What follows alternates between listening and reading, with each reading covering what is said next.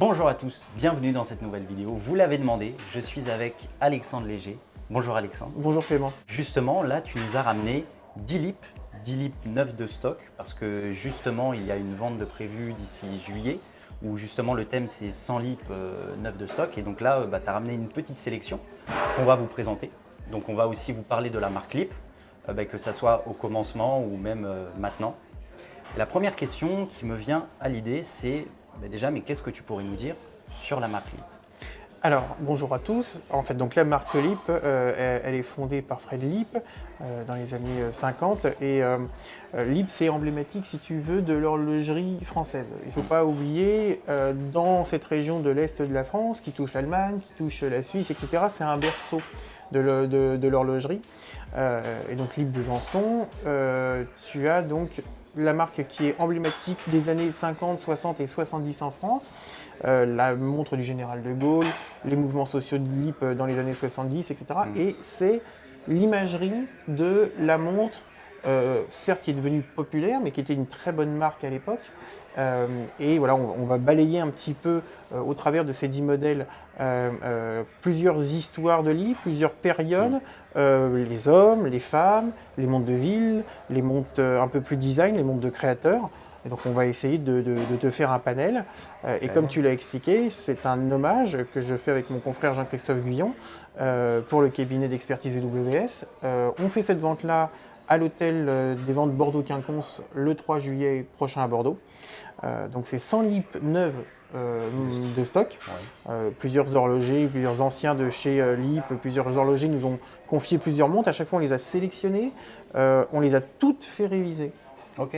Elles sont toutes en état de fonctionnement, qu'elles soient mécaniques, automatiques, électromécaniques, à quartz, toutes fonctionnent et toutes ont été révisées. Quand on sait que les difficultés des fois pour régler les mouvements électromécaniques, et je vais vous donner les prix en même temps, vous allez voir que c'est quand même des choses intéressantes. Bien sûr, c'est vrai que dès que tu m'as dit que tu organisais cette vente aux enchères, c'est vrai que j'ai un peu sauté sur l'occasion, histoire de dire, c'est vrai qu'on a rarement parlé de Lip sur la chaîne et que c'était l'occasion de parler de Lip. Ouais, si tu veux aujourd'hui, les gens, malheureusement, comme toutes les marques qui ont des fois été repris ou qui ont on va dire un passé proche qui n'est pas forcément glorieux, les gens ont l'image. Tu sais, c'est comme dans l'automobile, quand tu as une voiture qui sort et qu'elle a eu plein de problèmes mécaniques, de fiabilité, même si la nouvelle génération est top, super, la fiabilité, tout est parfait, les gens ont l'image de la voiture d'avant qui avait plein de soucis. Et donc, si tu veux, ils mettent 1 ou 2 générations à génération, que ce soit de modèle ou génération en âge des clients, ils mettent 1 à 2 générations pour retrouver une nouvelle image. Et en fait, ce qui s'est passé, c'est que dans les années après les années 70, les mouvements sociaux de Lip qu'on va expliquer, c'est totalement cette période ici, tu as eu les années 80-90 où c'était plus des montres, j'ai appelé ça les montres publicitaires. Tu avais une Lip quand tu achetais un journal, etc.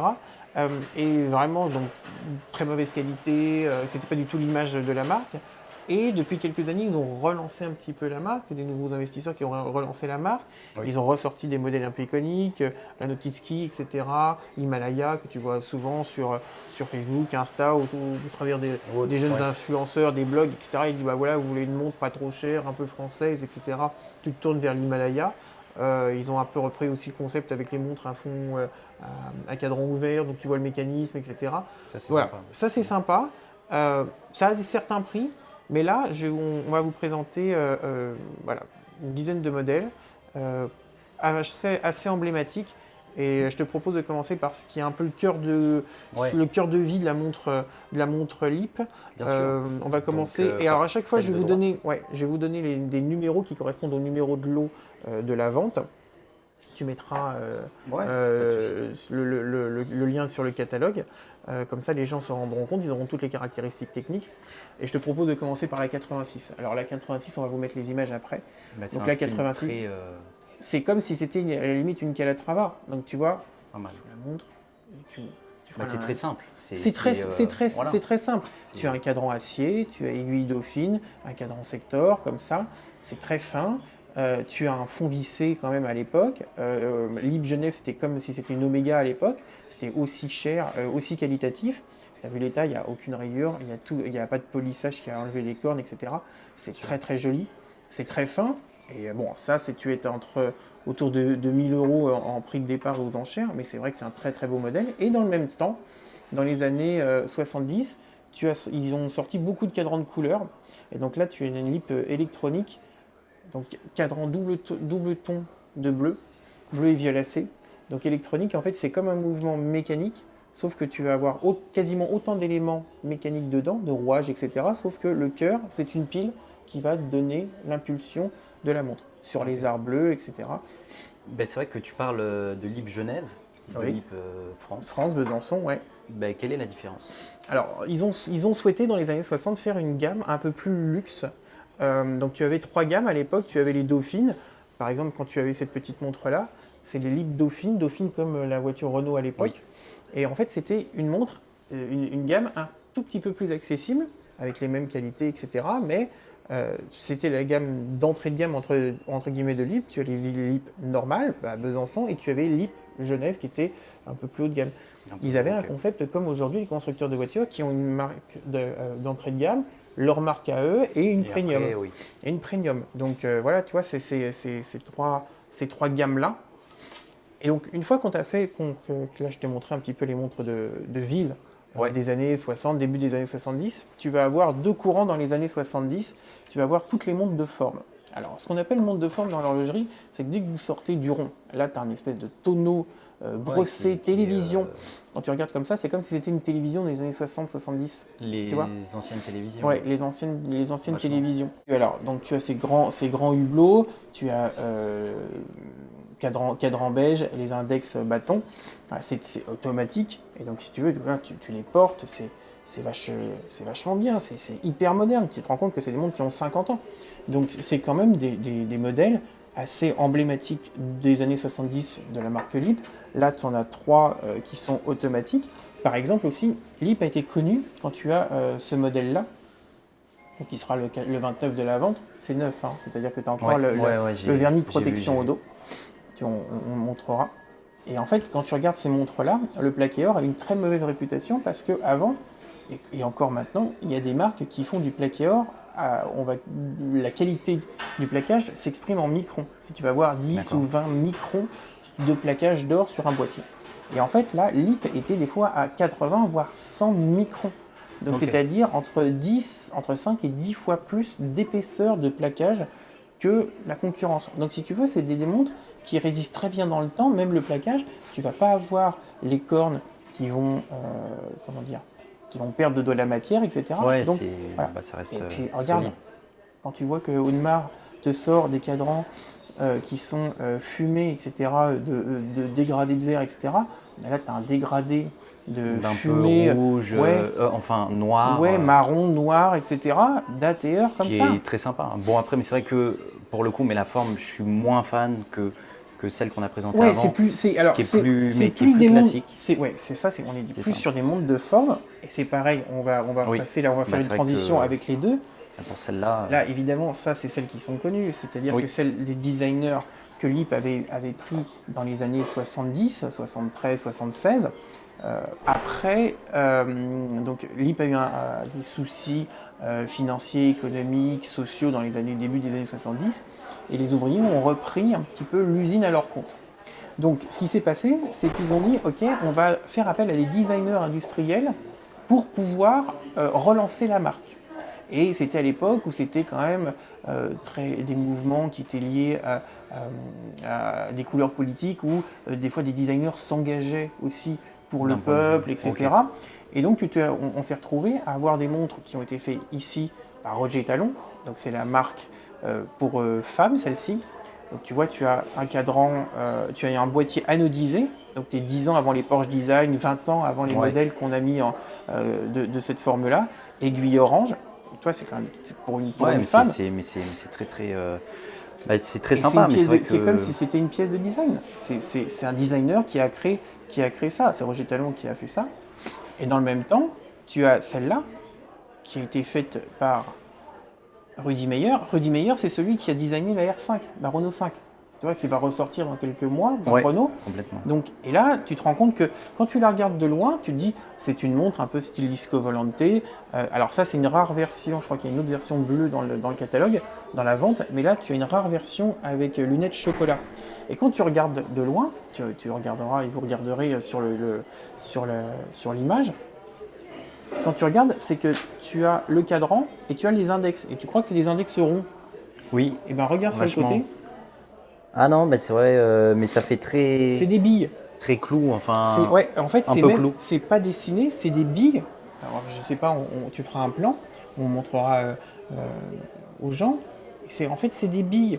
Et donc, t'as quasiment pas de ligne droite à part les aiguilles. Tout est en rondeur, tout est doux, etc. Tu vois, et ça, on est autour de 700 euros, 500, 600 euros. D'accord. Donc, c'est des montres Ouais, qui sont quand même accessibles et c'est des montres de design. C'est comme si tu avais une pièce de design au poignet par un grand créateur. C'est des pièces où ces gens-là, ils ont dessiné les boutiques Saint-Laurent de l'époque, ils ont dessiné des voitures, Roger Talon a dessiné des TGV, Ouais. les escaliers, les couilles dalles, etc. C'est vraiment des pièces de design. Et là, quand tu vois, on a montré une petite montre de dame. Là, pareil, on a fait Alors, on aussi va une passer, sélection de dames, ouais, la 4e sélection. Et c'était pour t'expliquer tout à l'heure, on a vu la Dauphine qui était une petite montre de dame. Et tu avais, par exemple, des montres comme Là, on est celle-ci. sur du 34 mm. Un tout petit peu moins, je pense que je Un dirais tout petit peu moins. 31, 32. Et en fait, c'est des montres qui sont techniques, c'est-à-dire que tu avais un fond vissé, tu as une grande couronne. Tu avais tout ce qui était montres techniques, les Tempest, les Himalayas, les nautiques, les skis, etc. C'était pourquoi tu avais ces mots-là, parce que ça montrait l'idée du sport dans les années 60-70, où les baby boomers commencent à sortir, à pouvoir prendre des vacances, non plus aller juste à 50 km de chez eux pour les vacances, mais aller à la mer, aller à la montagne, à faire différents sports, et tu vas avoir justement les tempêtes et autres. Tu as des boîtiers qui sont résistants, c'est pas des montres de sport pur. Je vais t'en montrer une tout à l'heure qui est une pépite. C'est pas des montres de sport réellement, mais elles ont les caractéristiques techniques et la robustesse qu'on attend d'une montre de sport, tout en étant dans un design de montre de ville. Ouais. Et là, un peu les pépites de la vente pour dames. Ouais, c'est vrai que mais celle-là, elle est très sympa. Enfin, pour Alors le coup, ouais, on a mon confrère, monsieur Jean-Christophe Guillon, a sorti quand même le lourd en lip. C'est neuf.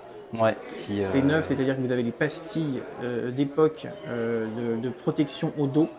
Là, c'est comme si c'était une Nautic Ski Lady électromécanique, cadran vert, tropique vert d'époque. Ah ouais. Alors aujourd'hui, tout le monde s'excite sur les montres à fond vert, cadran vert, etc. Tout le monde veut ça. En fait, ils n'ont rien inventé. Ça a juste 50 ans. C'est en parfait état. T'imagines ça pour l'été ?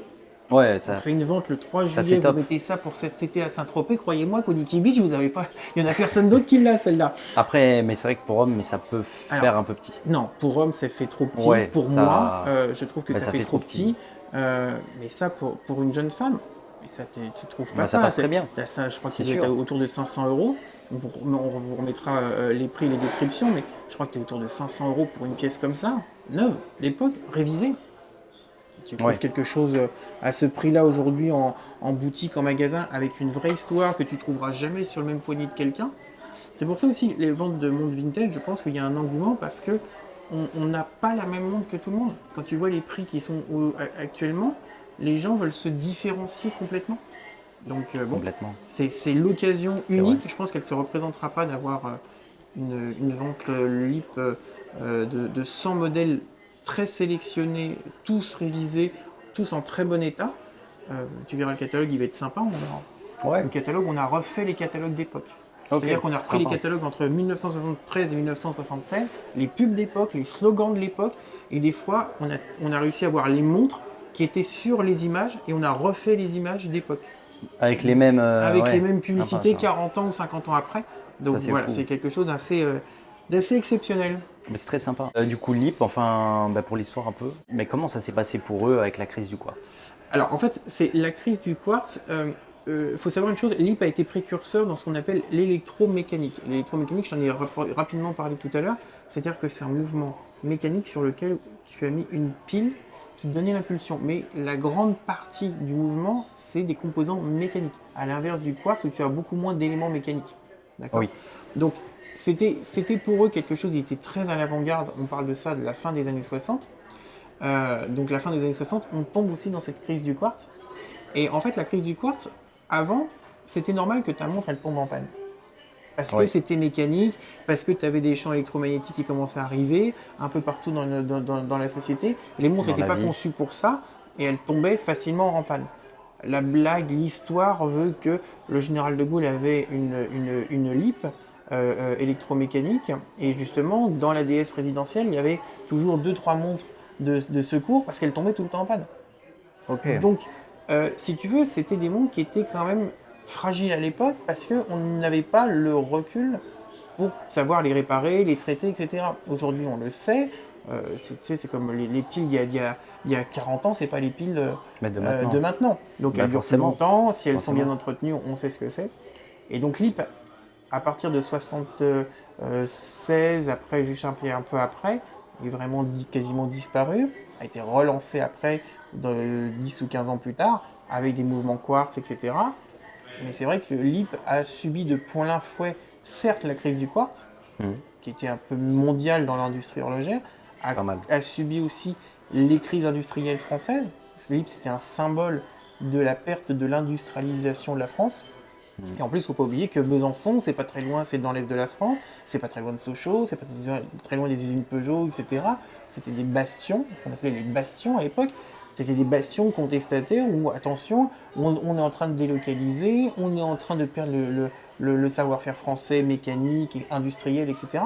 Et donc LIP, ça a été, en plus dans les années 80 avec la gauche au pouvoir, c'était vraiment un symbole de la perte, pas d'une légitimité, mais la perte d'un savoir-faire français dans l'industrie horlogère. Et c'est pour ça qu'aujourd'hui, grâce à cette vente, on va la remettre au goût du jour, on va la remettre au devant de la scène et pour montrer que voilà, c'était la France éternelle. Pas n'importe laquelle, la France du général de Gaulle pour plagier OSS 117. La France du général de Gaulle. Mais voilà, c'était vraiment une très belle marque. Et même si aujourd'hui, ou il y a quelques années, les vicissitudes commerciales ont fait qu'elles ont fait des modèles un peu moins beaux, avec des mouvements pas forcément faits en France, etc. Là, c'est du Made in France 100%. Voilà. Sur les montres du coup, que tu nous as présentées. On est quand même sur un bon rapport qualité-prix, mais il faut quand même savoir que, comme c'est une vente aux enchères, mais c'est pas un prix fixe. Non, c'est pas un prix fixe. Et évidemment, en fait, tu vas avoir ce qu'on appelle une estimation. On pense que la montre peut faire entre tel prix et tel prix. Voilà, c'est pas une bêtise de l'acheter dans ces prix-là. Sur un coup de cœur, on peut l'acheter plus. Évidemment, c'est le jeu des enchères. Tu as des frais de vente qui doivent être de 23%. 23%. En plus, du coup, du prix de la montre. C'est ce que je te disais tout à l'heure. Dans n'importe quelle vente aux enchères, et dans les ventes que je fais aux enchères ailleurs, ce qui est tout à fait normal et tout à fait légal, les montres, elles ne sont pas garanties de fonctionner. D'accord ? C'est comme une voiture, quand tu achètes aux enchères, tu n'es pas sûr que 5 minutes après, au premier feu rouge, elle redémarre. Là, toute l'intégralité de la vente est révisée. Donc c'est-à-dire que si normalement, si tu avais ces 9 de stock et révisé après, c'est-à-dire que tu n'as pas à dépenser 150, 200 ou 300 euros. À chaque fois, on a remis des bracelets neufs ou d'époque qui ne sont pas abîmés. Donc t'imagines que tu as déjà 200, 300 ou 400 euros qui sont déjà dans les montres entre la révision et le bracelet. Là, c'est portable tout de suite. Vous la recevez chez vous, vous mettez et vous en profitez. Donc tu vois, mine de rien quand même, certes il y a des frais de vente parce que tu as l'expert à payer, tu as la conception du catalogue, les photos, la salle des ventes, etc., etc. Donc c'est normal qu'il y ait des frais, comme partout. D'ailleurs, quand vous regardez les maisons internationales, on est plutôt autour de 30, 35, 36 sur certaines maisons. Et tu n'as pas autant de services. Donc là, elles ne sont pas toutes révisées. Là, elles sont intégralement révisées. Les bracelets, ils sont ou neufs d'époque ou neufs. Et des fois, on en rajoute un deuxième bracelet, ils sont neufs. Donc, voilà, considérez que déjà... vous n'avez aucun frais supplémentaire après la vente sur ce type de montre-là. Je mets le lien de ta vente dans la description, ainsi que ton Instagram, du coup. Merci. Et merci à toi d'être venu nous présenter D-Lip, qui est une partie 10%. des 100, 10% de la vente. 10% de la vente, mais qui sont très sympas. Enfin, c'est vrai que pour le coup, mais celle-là, mais je suis peut-être un peu moins fan. C'est celle... mais c'est celle qui ont plus de forme. toutes les montres de forme, en fait, il y a plus de caractère. Tu vois, on aime ou on n'aime pas. C'est ça. Et c'est plutôt pas mal parce que c'est des avis tranchés. Oui. Et c'est ça qui est bien. Ça veut dire qu'elle C'est ça, c'est marque. soit, Tu vois, voilà, mais c'est soit on elle aime s'interpelle. ou Ouais. soit on n'aime pas et il n'y a pas un juste milieu, quoi. Non, mais c'est normal. C'est ça, bah oui. Donc merci à vous et n'hésitez pas à nous dire ce que vous pensez de ces montres et on vous dit à la prochaine. Salut!